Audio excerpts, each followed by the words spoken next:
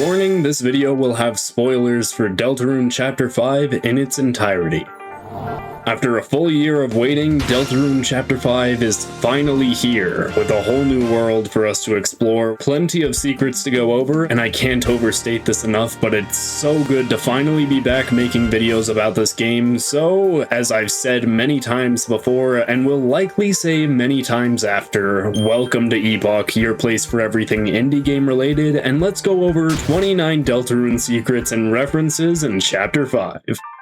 In Castletown, there's a reference to Tom and Jerry in this building where the mouse NPC is praying for cheese, while the task is praying that the mouse will be crushed by a giant cartoon mallet. If you bought the S-Potion item from Spamton in Chapter 2, which immediately turns into S-Poison after leaving his shop, there is now a use for it in Chapter 5. When talking to this NPC with S-Poison in your inventory, you will be able to convert it into a true S-Potion, which restores 200 HP to one party member and is one of the best healing items in Deltarune so far. When talking to Shaman Sham's shop, you will learn more about the secret boss fight for this chapter, and if you bought the mannequin from the NPC in Chapter 2, then Sham will say that it might be useful for the fight, which is true, but we'll get to the secret boss battle in a minute because there are quite a few Easter eggs that happen before that point. So, before getting Susie in Castletown, there's this track that a bunch of Darkeners are running on, which, despite not looking like much, is possibly a callback to Chrono Trigger at its festival, where a bunch of NPCs can be seen racing around a track in a similar fashion. In the festival, there are dozens of cool references that you might not have caught while playing through. For starters, there's the stand that's selling fried dough balls with octopus, which Susie states to taste like raw onion, implying that a certain onion-shaped octopus friend may no longer be with us. But along with that, this icy-themed thing is a direct reference to Cassandra from Doctor Who, with the shape and look of whatever this thing is looking extremely similar. Another interesting reference is when talking to Sans, he will ask you to draw a portrait of you and your friends, which Susie draws her, Noelle, and Chris, which is a direct nod to the poorly drawn picture in Undertale. When knocking on the door in the light world, you will have the option of knocking the door together, which when done will allow you to surprise the person behind the door, with them stating that the strongest knock can't be made alone. When inside the Chapter 5 Dark World, if you check the lamp that Flowery walks out from, it will state that it's an inconveniently shaped lamp, which is a reference to Undertale's conveniently shaped lamp.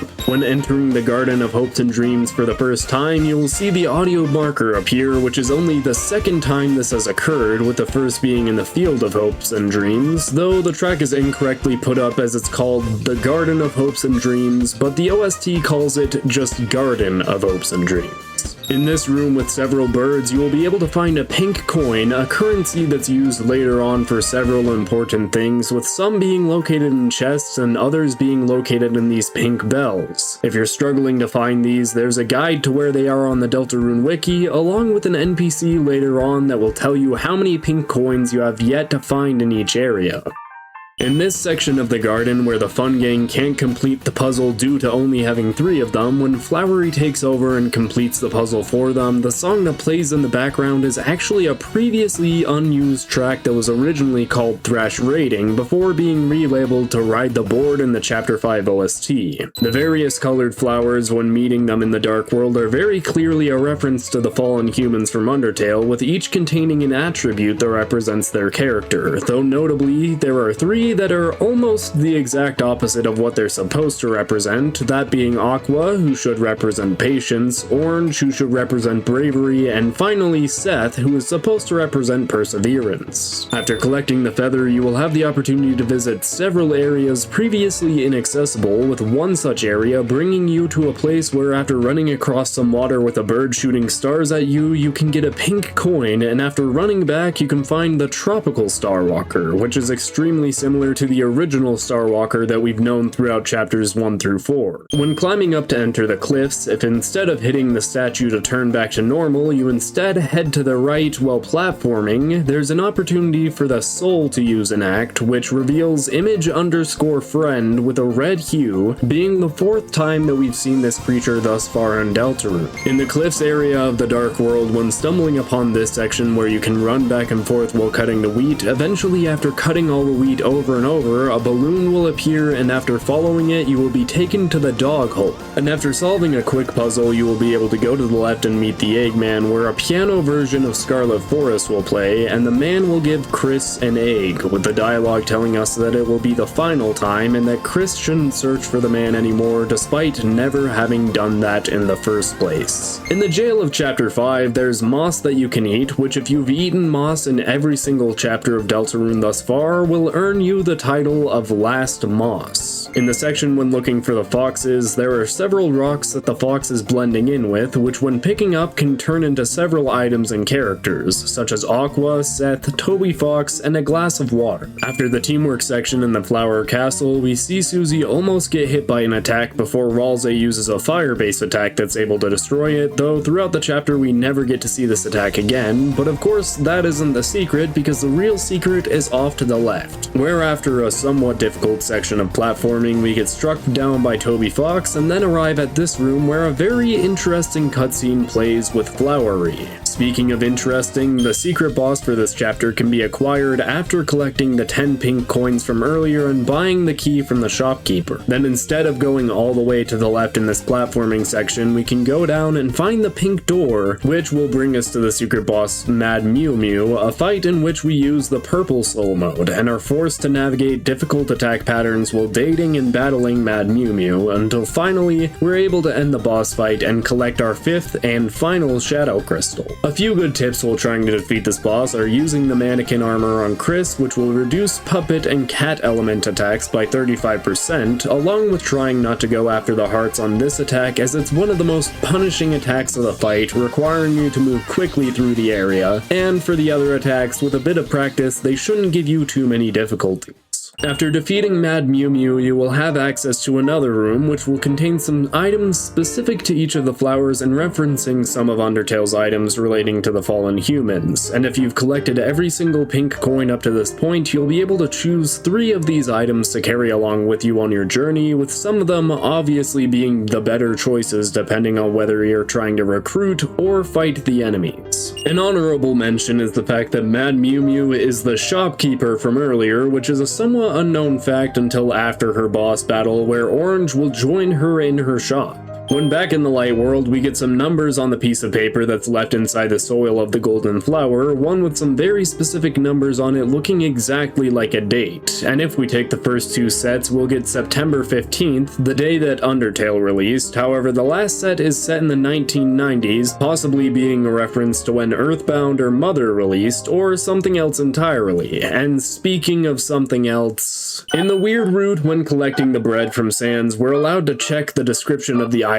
which states tends to leave crumbs wherever it goes, which is likely a reference to an obscure wrong warp in Earthbound that involves breadcrumbs. The sound file for the noise that plays when Chris and Noelle go further out into the lake is called Chapter 5 Inversion Lake Chant, which although not sounding coherent when played when inverted, could instead be referring to the inversion of the roles where we normally told Noelle what to do through Chris, whereas in this instance, Noelle is telling us through Chris what to do, with us completely powerless to stop it. When in this sequence, the only way to prevent it from continuing is by not selecting proceed after Chris and Noelle go underneath the water, as continuing to select proceed will finish the route. Speaking of which, when checking the dr.ini file after completing this sequence, a very interesting global marker has been placed which says side B's completion data has been set to 1, which means that from that point onwards there's no turning back from the route. However, there are still a few other things that I would like to mention, and since we're in the files already, might as well mention more about the files. In Chapter 5, the voice in the files has made a return, with their dialogue being, "I do have one thing though, and that's memories. Memories of my life. Maybe that's all I am at this point, a collection of memory, then all I can do is not forget, right? Don't forget, I just have to keep telling myself that." Which, of course, don't forget is a phrase that's become synonymous with Deltarune's core theme as a whole. And there are 2 more secrets that you might not have known, with the first being that if you abandon the weird route by not choosing proceed, then Noelle will give a spiel about how nothing changed, and then you will be able to enter the dark world as normal. However, one thing will be significant significantly changed, that being Chris's title, which will be the Shattered Rose, with the description saying that only one knows the rose's meaning, likely meaning Noelle. Lastly, when visiting the hot springs on the abandoned weird route, if you talk with Susie, then she will ask whether she's getting in the way of Noelle and you, which when responding that Susie is, Chris will dunk themselves inside the water, preventing you from talking further about the matter. And that is all of the 29 Deltarune secrets and references in Chapter 5. Obviously, there are dozens, if not hundreds of other references, with Newbert having the Super Saiyan hair, or with the various outfits that Susie can have designed for her. However, these are some of the more notable ones I found, so if you have another secret or reference that you think should have made the list, then feel free to share about it in the comments below so I can know what you all thought were important secrets in this chapter. And if you enjoyed this video, then be sure to leave a like and subscribe, as it would help me enormously when making future videos. And with that out of the way, this has been Epoch, your place for everything indie game related, and I hope I'll see you all in the next one.